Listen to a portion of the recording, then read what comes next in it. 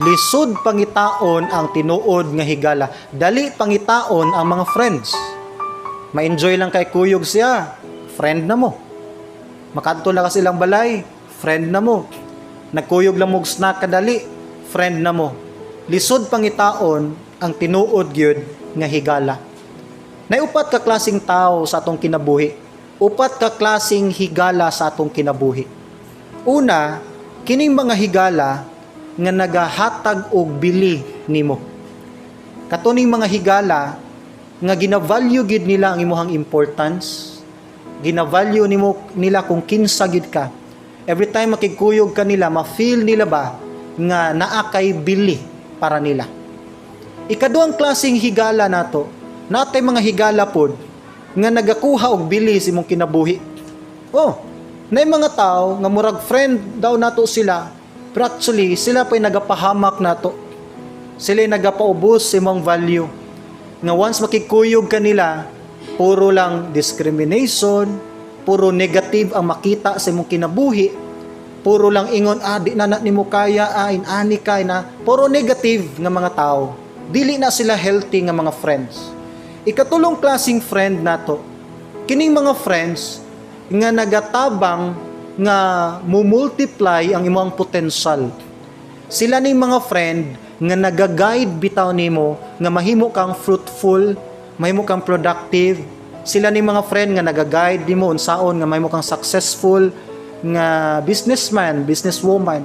Mga tao nga nagahatag nimo coaching, naga-advise nimo aron imong kinabuhi in the future, mapuslan nimo maayo. Sila ning mga tao nga tinuod gyud nga nagpakabana.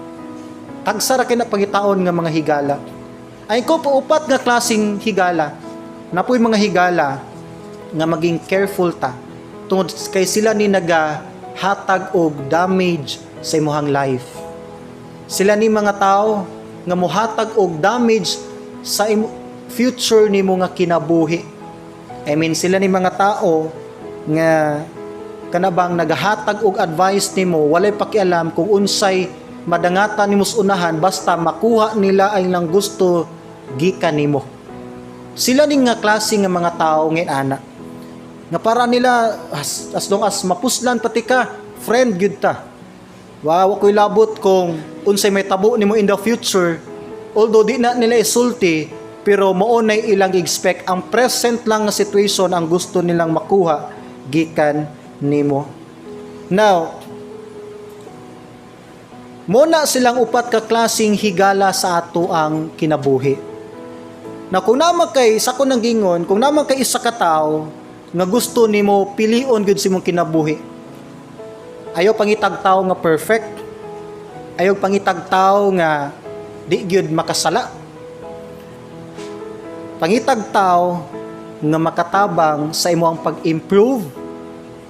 Pangitag tao nga anda mo accept nimo bisan ikaw daghang mga kapakyasan.